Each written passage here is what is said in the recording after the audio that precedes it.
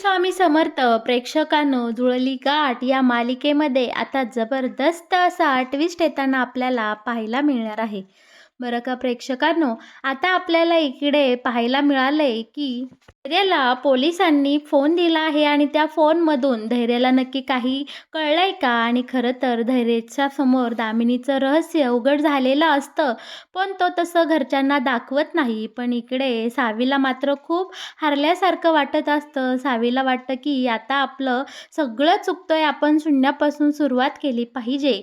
आणि बरं का, याच विचारात सावी एक धडाकेबाज असं कृत्य करणार आहे. आपली सावी या दामिनीच्या गाडीमध्ये मागच्या डिक्कीत बसून जाणार आणि सावीसमोर आता हे सुधाकर काका कुठे लपवून ठेवला आहे हे दामिनीच त्या ठिकाणी आता सावीला घेऊन जाणार. आणि सावी आता तिथून सुधाकर काकांना कशा प्रकारे सोडवणार आणि या दामिनीला धडा शिकवणार, हे सगळं सगळं पाहायला प्रेक्षकांनो आपल्याला खूप मज्जा येणार आहे. आणि हे सगळं जुळली गाठ या मालिकेमध्ये कशा प्रकारे दाखवलं जाणार, कसं चित्रित होणार, हे जर तुम्हाला जाणून घ्यायचं असेल तर तुम्ही आपला हा व्हिडिओ अगदी शेवटपर्यंत बघा, म्हणजे तुमच्या सगळं काही इथे लक्षात येऊन जाईल. बरं का प्रेक्षकांनो, इकडे आपली सावीचं मन खूप विचलित झालेलं असतं. तिला नक्की कुठून सुरुवात करावं हे कळत नसतं. बरं का, आता इथे अवंती येते आणि बोलते की तू रीनाला फोन करून विचार की त्या नंबर प्लेटची माहिती काही मिळाली का? तेव्हा आता सावी लगेच रीनाला कॉल करते आणि विचारते की त्या नंबर प्लेटची काही माहिती मिळाली का? तेव्हा रीना तिकडनं सांगते की अगं सावी, हे कोणत्या गाडीचे नंबर्स मला दिले आहेत? अगं हे सगळे टॉप 1 क्लासचे अधिकारी आहेत, सगळे सरकारी अधिकारी आहेत आणि त्यांच्या गाड्यांचे नंबर आहेत आणि तू मला हे शोधायला लावलं. हे बघ सावी, या नंबरवरून आपल्याला काहीही मिळणार नाही किंवा काहीही साध्य होणार नाही. आता रीनाने फोन ठेवल्याबरोबर इकडे सावीला खूप टेन्शन आलेलं असतं. सावी विचारात पडलेली असते की नक्की असं काय झालं आणि आता सावीला खूप रडू कोसळलेलं असतं. तेव्हा सावी आता इकडे अवंती बोलत असते, अगं सावी, हे कसं काय असं घडलं बरं? तू ते नंबर तर व्यवस्थित होते ना? तेव्हा आता इकडे अवंती फोनमधले सगळे नंबर्स आता इकडे सावीला दाखवत असते. आता सावी शांतपणे विचार करते आणि अवंतीला बोलते की वहिनी, आपण त्या दामिनी मॅडमला खूप हलक्यात घेतलं. त्या खूप पोचलेल्या आहेत. त्यांनी आपल्याला बरोबर भुरळ घातली आणि आपली दिशा बदलवली. मला असं वाटतंय की आपण पूर्ण शून्यात येऊन उभं राहिलो आहे. आपण चुकीच्या दिशेचा प्रवास सुरू केला आहे आणि आपण त्या दिशेने शोध घेत आहोत. दामिनी मॅडमच्या विरोधात पुरावे नाही मिळाले तर माझ्या बाबांना कधीच न्याय मिळणार नाही.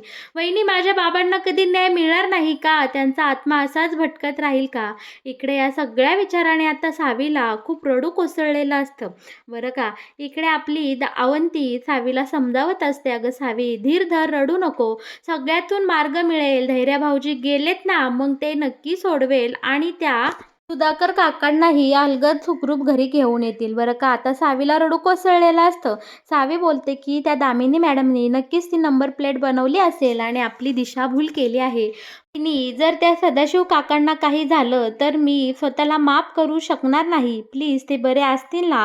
दामिनी मॅडम त्यांच्या जीवाशी तर खेळ करणार नाही ना? एकतर मी माझ्या बाबांना गमावून बसले आहे, पण आता जर त्या सदाशिव काकांना काही झालं तर मला अजिबात ही गोष्ट सहन होणार नाही. इकडे सावी खूप हायपर झालेली असते, पण आपली ही अवंती सावीला समजावत असते. बरं का, आता तितक्यात तिला खालून आवाज येतो की धैर्य आले आहे. आता सावी घाईघाईने खाली जाते आणि धैर्यला मिठी मारते आणि बोलते की तुम्ही आलात आणि सदाशिव काका बरे आहेत का? ते कुठं आहे आणि ते मला दिसेना. आता सावीचं असं बोलणं ऐकून इकडे लगेच दामिनी बोलते की सावी, तुला सगळं आठवतंय का? तू इतकी नॉर्मल बोलते, सुधाकर विषयी चौकशी करते, याचा अर्थ तुला सगळं आठवतंय. तुला सुधाकर विषयी काय माहिती आहे? सावी, तू कसं काय सुधाकरची चौकशी करते? तेव्हा आता इकडे अवंती पुढे होते आणि बोलते की अहो आई, तुम्हीच मगाशी बोलले ना की सुधाकर, आणि त्या सुधाकरची बायकोसुद्धा सावीसमोर आली होती आणि पोलिसांचा फोनही सावीसमोरच धैर्य भाऊजींना आला. त्यामुळे ती बोलत असेल, तिच्या लक्षात राहिलं की सुधाकर विषयी. बरं का, आता असं बोलल्यानंतर आता इकडे दामिनी जरा शांत होते, पण इकडे आता आपला धैर्य सांगत असतो की सुधाकर काका माझ्या हाती लागले नाही. पोलिसांना तिथलं लोकेशन मिळाले, पण ते आम्हाला मिळाले नाही. पण तिथे मात्र आता त्यांचा मोबाईल आम्हाला सापडला आहे. कदाचित या मोबाईलमध्ये बरेचसे पुरावे आपल्याला मिळू शकतात. बरं का प्रेक्षकांनो, इथे खरा खूप मोठा ट्विस्ट लपलेला आहे. इकडे आपल्या धैर्याने त्याच्या आईसमोर अगदी सत्याचा उघड उलगडा केला नाही. ज्यावेळी पोलिसांनी धैर्याच्या हाती सुधाकरचा फोन दिला, म्हणजे नक्कीच त्यामध्ये खूप सारे पुरावे असणार आणि तो फोन जर धैर्याने तिथे चेक केला असणार, तेव्हा त्याला बरोबर तिथे सुधाकरच्या विरोधात अनेक अनेक अनेक पुरावे त्या फोनमध्ये मिळाले आणि खरं तर इकडे धैर्यासमोर उघड झालेलं आहे की त्याच्या आईने इतका मोठा गुन्हा केला आहे आणि त्याचे पुरावेही धैर्याकडे आहे. पण धैर्य मात्र इकडे शांत असतो. धैर्य घरच्यांसमोर आणि आईसमोर काहीही त्या पुराव्यांचा उल्लेख करत नाही, कारण त्याला एका दुसऱ्या पद्धतीने आता आईचं सत्य सगळ्यांसमोर आणायचं असतं. आईला इकडे आपला धैर्य गाफील ठेवत असतो आणि तो त्याचा बाकीचा सगळा तपास इकडे सुरूच ठेवत असतो. दुसरीकडे मात्र सावी आता हारून गेलेली असते. सुधाकर काकां आपल्या धैर्याच्या हाती लागले नाही या सगळ्याने आता तिला खूप वाईट वाटत असतं. ती एक नजर दामिनीच्या चेहऱ्याकडे टाकते, तर दामिनी इकडे हसत असते. याचा अर्थ की दामिनीने सुधाकरला तिथून लवकरात लवकर हलवलं आणि तिनेच हा सगळा घोळ घातला आहे. बरं का प्रेक्षकांनो, आता मात्र सावीचा धीर सुटत चाललेला असतो. सावी आता तिच्या खोलीमध्ये जाते आणि तिला खूप वाईट वाटत असतं. ती अवंती आणि नीताला तसं बोलतेही की या दामिनी मॅडम खूप पोचलेल्या आहेत. त्यांनी नक्की सुधाकर काकांना तिथनं हलवलं आणि धैर्याची आणि सुधाकर काकांची भेट झाली नाही. बरं का वहिनी, आता आपल्याला आपला मार्ग बदलावा लागणार आहे. नक्कीच या दामिनी मॅडमचा पुढचा जो काही प्लॅन आहे तो आपल्याला इकडे त्यांच्या आधीच ओळखून घेतला पाहिजे. आपण इतके दिवस आपल्या डोक्याने विचार करत होतो आणि दामिनी मॅडमला हरवायचा प्रयत्न चालू ठेवला होता. पण मात्र आता आपल्याला आपल्या विचाराची दिशा बदलावी लागेल आणि दामिनी मॅडमच्या डोक्याने या सगळ्या प्रकरणाचा विचार आपल्याला परत नव्याने सुरू करावा लागेल. वहिनी, आपल्याला अगदी शून्यापासून परत ह्या तपासाचा शोध घ्यावा लागणार आहे. नीता आणि आपली अवंती सावीच्या पाठीशी अगदी खंबीरपणे उभ्या असतात. त्या बोलतात की सावी, तुला जी मदत लागेल ते आम्ही नक्कीच करू. तुझ्या बाबाच्या खुनाला शिक्षा मिळवून दिल्याशिवाय आपण शांत राहायचं नाही. दुसरीकडे धैर्याच्या हाती तो मोबाईल लागलेला असतो. त्या मोबाईलचा सगळं ओपन रेकॉर्ड काढून इकडे धैर्य त्याच्या आईच्या विरोधात अनेक अनेक पुरावे इकडे उभे करत असतो. पण इकडे हळूहळू का होईना धैर्याच्या समोर येऊ लागलेलं असतं की सावी त्याच्यासमोर वेड्याचं नाटक करते. कारण कधी कधी सावी अगदी नॉर्मल धैर्यासोबत वागत असते आणि मधीच वेड्याचं नाटक करत असते. आता धैर्य या सगळ्या प्रकरणात अगदी मनापासून लक्ष घालून याचा सखोल आता आपल्याला शोध घेताना इथे पाहायला मिळणार आहे.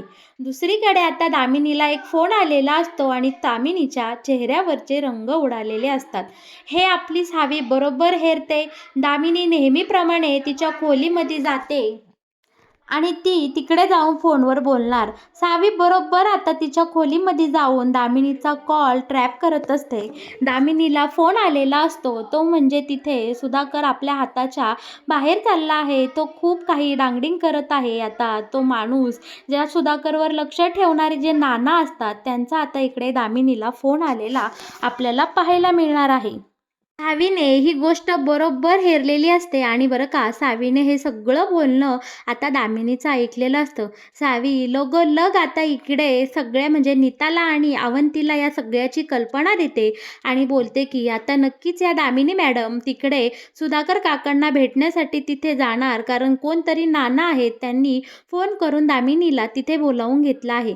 तेव्हा आता सावी इकडे या दोघींनाही सांगते की वहिनी, मी आता एक मोठा प्लॅन करणार आहे आणि तुम्ही दोघींनीही मला साथ द्यायचं. मी आता दामिनी मॅडमच्या गाडीमध्ये मागच्या डिकीमध्ये बसून आता मी त्या ठिकाणी जाणार आणि स्वतः सुधाकर काकांना बोलावून शोधून काढणार आणि त्यांना इकडे घेऊन येणार.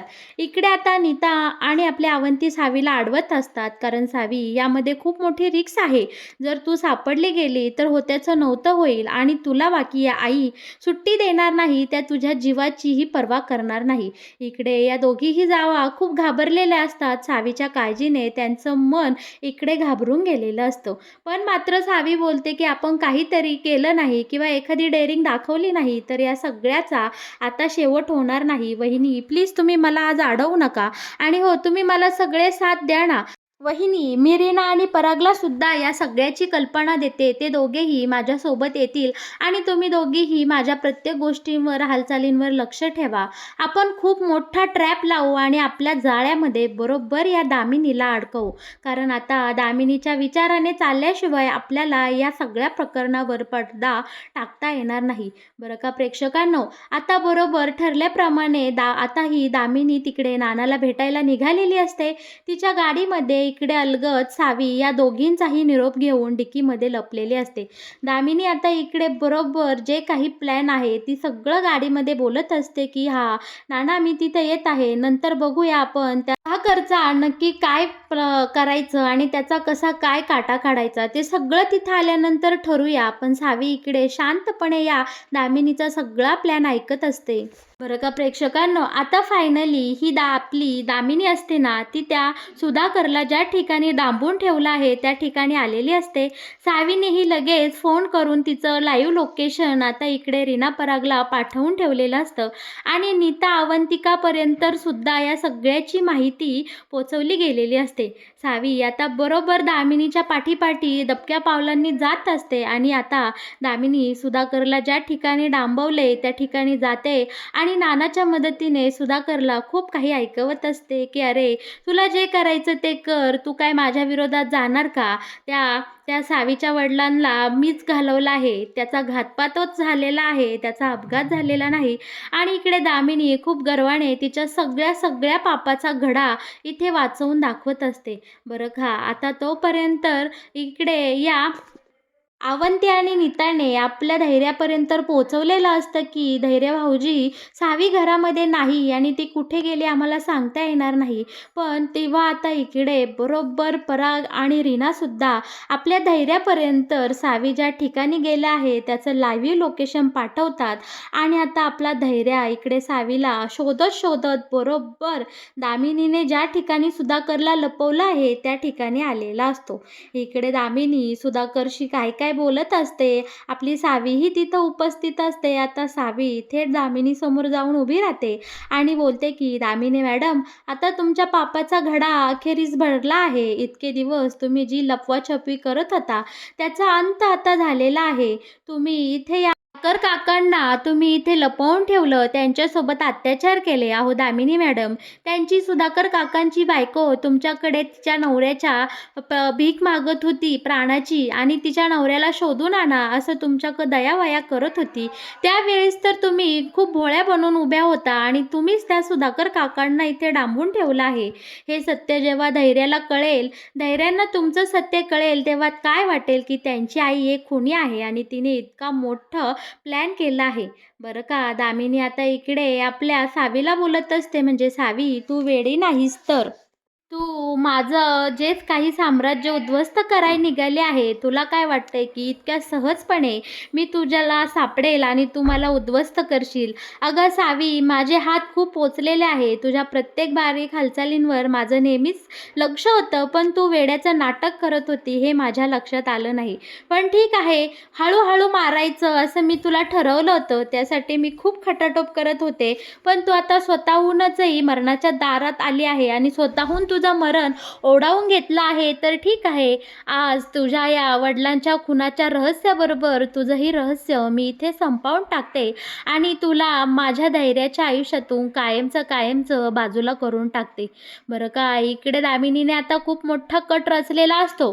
सुधाकरही या कटाचा पुन्हा एकदा साक्षीदार असतो. इकडे आता सावी सुधाकरला विचारत असते की सुधाकर काका तुम्ही ठीक आहात ना? तेव्हा सुधाकर बोलतो की हो बाळा मी ठीक आहे, पण तू इथे इथे कशाला आली स्वतःचा जीव धोक्यात घालत.